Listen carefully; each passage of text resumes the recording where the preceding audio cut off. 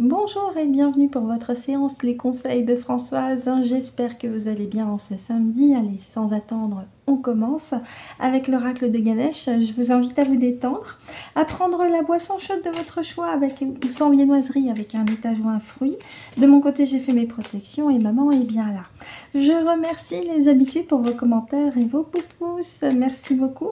Pour les nouvelles, soyez les bienvenus en espérant évidemment que la séance que vous visionnez actuellement vous sera déjà pratique et utile et une belle découverte également, mais déjà sachez que vous êtes les bienvenus. Allez, j'étale.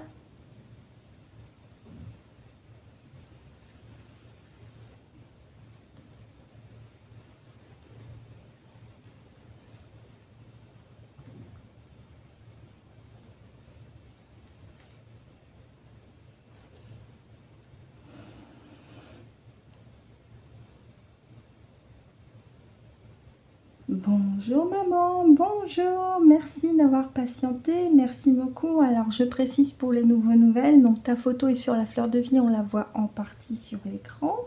Et pour ceux qui doutent que c'est bien toi, eh bien avant chaque enregistrement et avec le pendule et avec ma partie subliminale, je vérifie les ADN fréquentiels des énergies autour et dont la tienne. Donc ça me permet d'être sûre que c'est bien toi. Oui maman, merci d'avoir patienté. On en revient au message du jour pour l'oracle de Ganesh. As-tu choisi tes cartes? Oui, très bien. Est-ce qu'elles sont au début? Très bien. Donc je te laisse me guider sur les cartes. Je te remercie maman. Merci.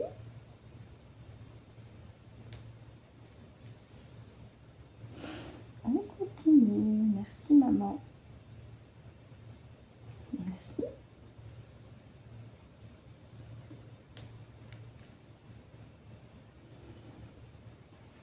On continue. Merci maman.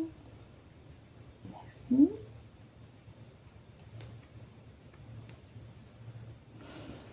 On continue pour la quatrième. Merci maman. Merci.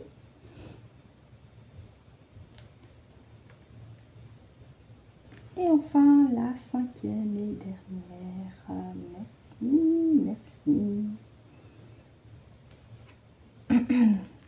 Et merci Francesca. Alors je me permets une petite parenthèse. Il y a des personnes qui peuvent se permettre de faire des remarques à d'autres, alors même si ça peut être bienveillant, par rapport à l'élocution ou des mots employés souvent par la personne en question qui reçoit cette remarque. Je tiens à préciser que chaque personne a sa façon de parler, du moment que c'est pas insultant ni vulgaire, je ne vois pas où est le problème. Donc si je dis certains groupes de mots plus souvent que d'autres, ce n'est ni insultant ni vulgaire, c'est ma propre identité vocale, j'ai envie de dire, c'est à prendre ou à laisser. Voilà, comme ça, c'est dit. Et on y va pour le message.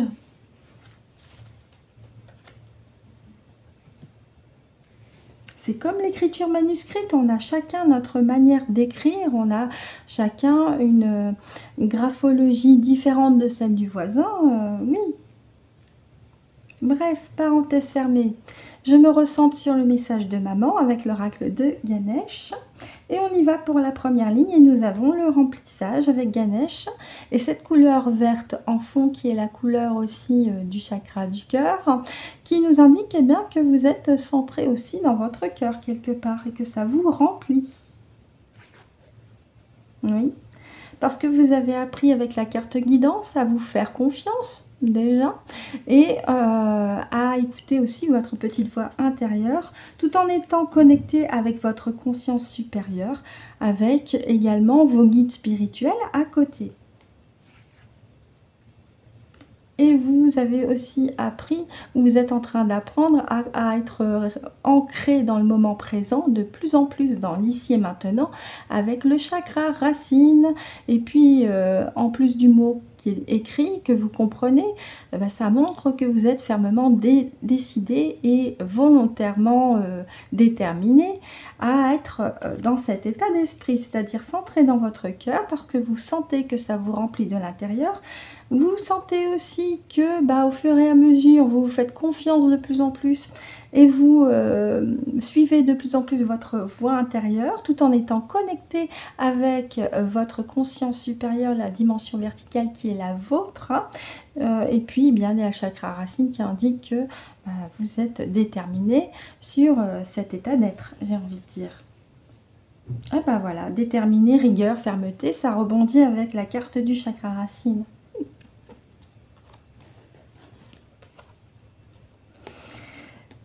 Et surtout, vous avez aussi décidé d'adopter un comportement positif déjà par rapport à vous, hein. On a cette notion du cœur, hein, rappelez-vous, mais aussi vis-à-vis des autres.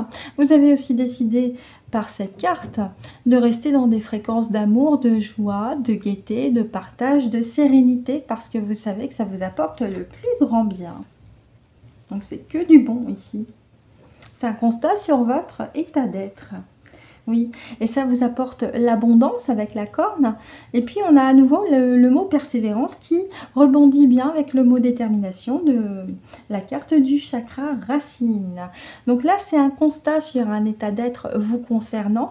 Vous avez décidé de vous reconnecter avec ce qui vous fait le plus grand bien. Vous vous êtes reconnecté à votre cœur, vous écoutez votre intuition, vous êtes déterminé à aller là où vous avez envie d'aller avec la carte du chakra racine tout en étant ancré dans le moment d'ici et maintenant. C'est une manière d'être qui est fermement adoptée et en plus vous avez décidé de rester dans des fréquences d'amour, de joie, de paix, de sérénité avec ce comportement positif que vous avez eh bien déjà essayé, hein, et puis adopté aussi. Voilà ce que je peux en dire avec l'oracle de Ganesh. On va continuer avec l'oracle des temps mécaniques. J'ai oublié bien entendu de remercier maman. Pour l'oracle de Ganesh, n'hésitez pas à me dire ce que vous en avez pensé en commentaire, si ça a résonné pour vous, si vous avez une autre lecture des cartes, ce qui est tout à fait possible. Allez, on continue avec l'oracle des temps mécaniques. Je le mélange, donc je précise pour les nouveaux nouvelles, le format est presque celui d'un téléphone portable. Donc je prends mon temps pour le mélanger. Et peu importe ce que les mauvaises langues peuvent dire, avec ma propre élocution. Voilà, c'est dit.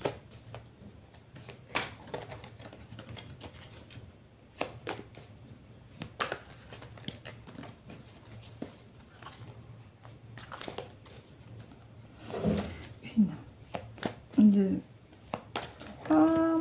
Allez, oracle des temps mécaniques avec maman. Quel est le message de maman ce matin? Ce matin, aujourd'hui, hein, tout dépend de l'heure à laquelle vous visionnez la vidéo.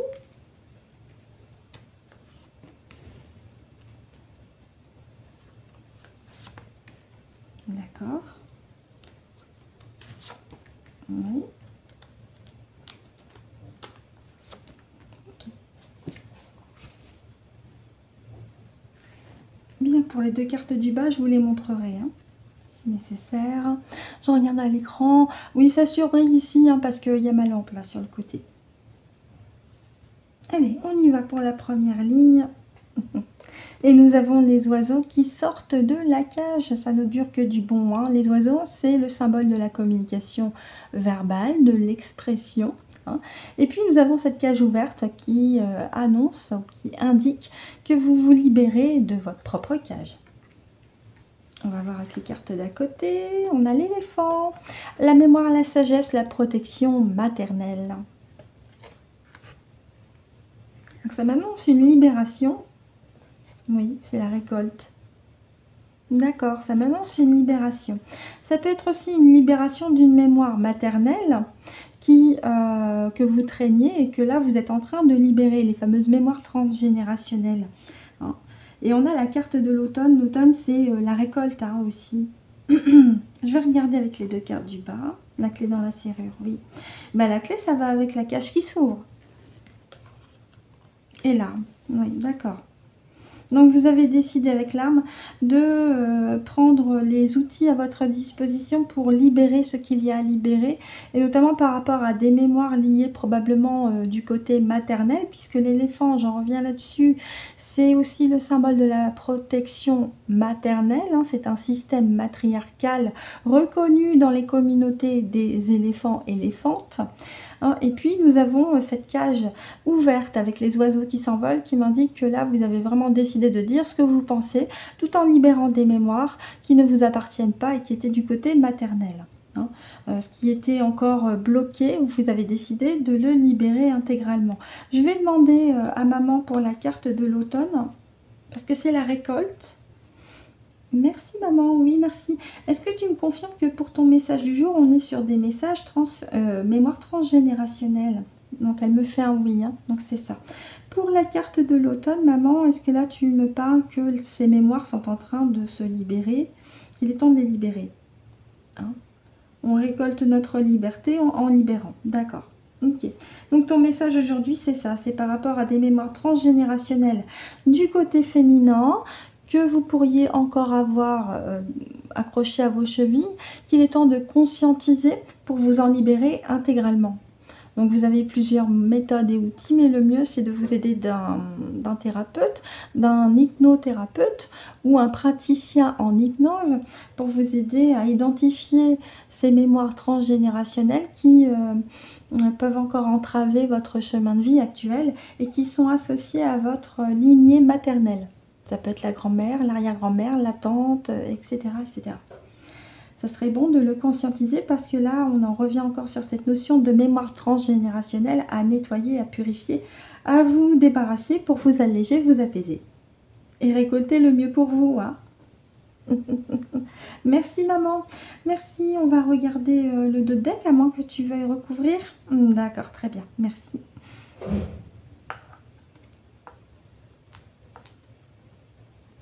Allez, et en dos de deck, oui, fleur de lys.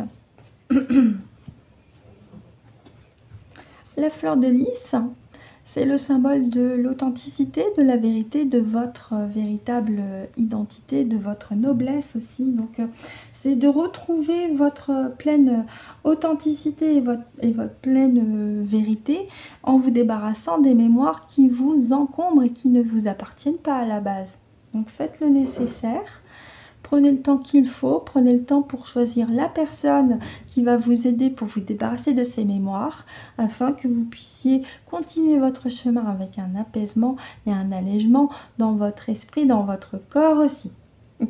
Voilà ce que je pouvais en dire avec l'oracle des temps mécaniques. N'hésitez pas à me dire aussi ce que vous en avez pensé, si ça a résonné pour vous, si vous avez aussi une autre lecture des cartes. On continue avec l'oracle de Kevin Piragno, la voix divinatoire. J'explique pour les nouveaux nouvelles, c'est un schéma en 3 cartes. La carte de gauche, c'est les obstacles, défis. La carte de droite, c'est les ressources. Et la carte au centre, c'est la synthèse. Allez, on y va.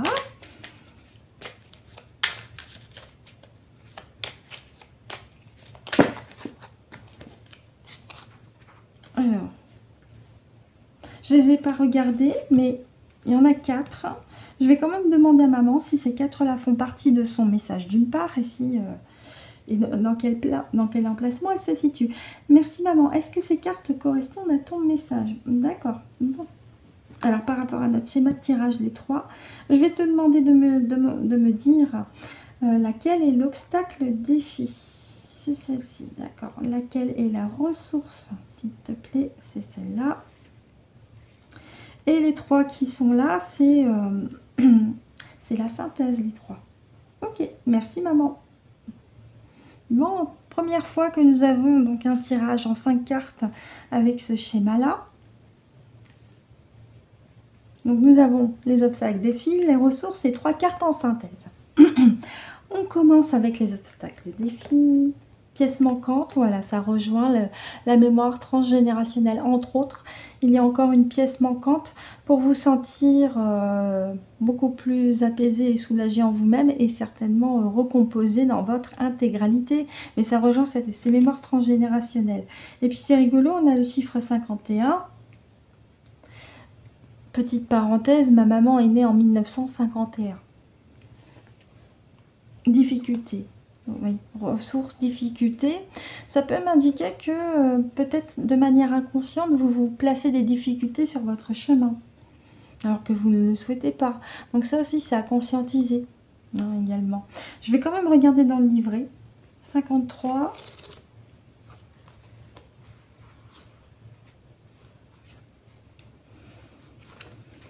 Ça peut aussi faire partie de ces éléments à vous débarrasser, ces schémas karmiques qui reviennent sur votre parcours et qui peuvent faire une résonance aussi avec une ou plusieurs vies antérieures.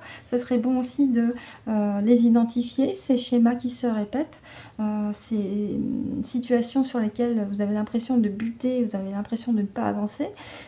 C'est certainement un schéma karmique qui est là comme une lumière rouge qui clignote pour vous dire qu'il est temps de prendre conscience, d'identifier pour pouvoir vous débarrasser de ce schéma-là aussi. Je vais regarder donc difficulté 53.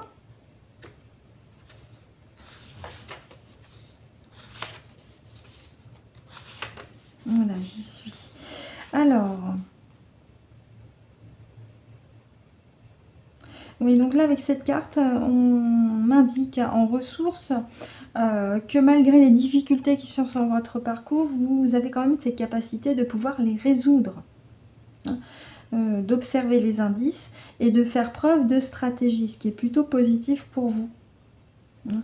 Mais cette carte, elle peut quand même indiquer un blocage actuel, et ça va avec la pièce manquante, à savoir des mémoires transgénérationnelles ou des mémoires ou des schémas karmiques qui se répètent. Donc là, c'est aussi une manière de vous faire comprendre, avec mes mots à moi, eh bien de conscientiser ceci afin de faire un travail personnel, seul ou avec une personne à côté de vous qui soit de confiance et compétente, afin de vous débarrasser des mémoires qui ne vous appartiennent pas, de ces schémas karmiques qui vous encombrent et vous sentir beaucoup plus apaisé et léger. On regarde en synthèse, boîte de Pandore. D'accord. Travail, donc on a un nouvel outil. Changement, oui, d'accord. Donc là, on nous dit que par rapport à une envie de changement de votre côté, il vous faut trouver un nouvel outil, ou probablement aussi, pourquoi pas, changer de voie de compétence, voie professionnelle, voilà, c'est le mot que je cherchais. Mais attention, toutefois, à la boîte de Pandore. Hein. Donc, boîte de Pandore, vous savez ce que ça veut dire, hein. Attention à ne pas ouvrir la boîte trop vite parce qu'il peut y avoir des mauvaises surprises. Donc là aussi, faites appel à votre discernement, aux vibrations de votre cœur pour choisir le bon moment pour vous afin de mieux rebondir sur ces situations qui se répètent, sur ces mémoires qui peuvent vous encombrer et qui ne vous appartiennent pas, de trouver l'outil nécessaire. Je vous parlais d'un travail de nettoyage avec un praticien en hypnose notamment, qui peut vous aider à identifier ces mémoires, ces schémas, hein, pour qu'il y ait un véritable changement dans votre vie. Je vais regarder boîte de Pandore en 32.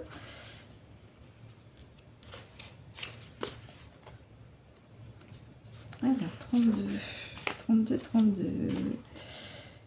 Merci pour votre patience, hein. Oui, alors boîte de Pandore, c'est manipulé par l'ego.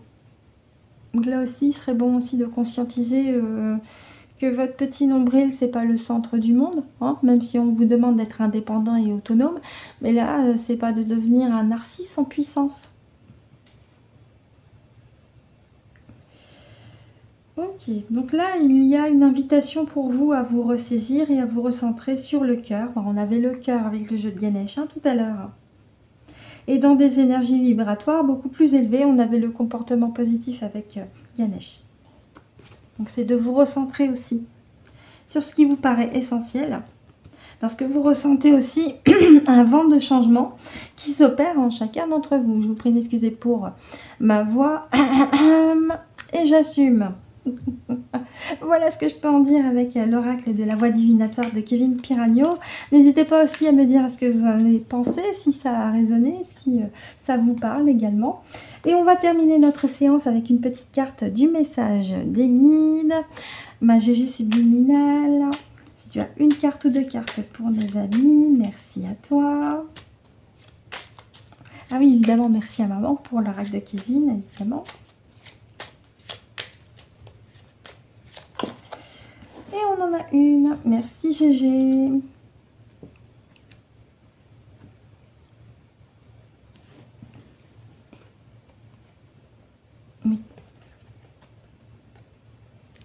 Je vous lis le message. Tout est source d'énergie.